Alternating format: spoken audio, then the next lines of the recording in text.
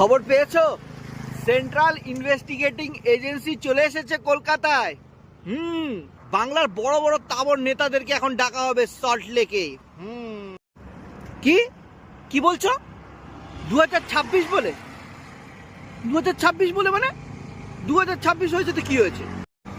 হ্যাঁ, 2026 ইলেকশন আছে, তাতে?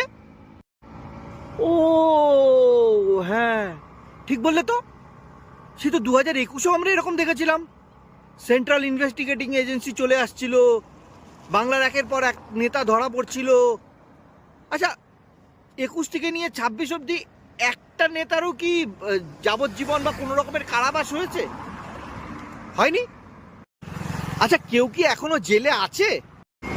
আমি বলবো বাঙালি এখন কলকি পূজা করো, মানে ওই নারায়ণের শেষ যে অবতার, উনি আসলে যদি বাংলার বা বাঙালির কোনো একটা গতি হয়।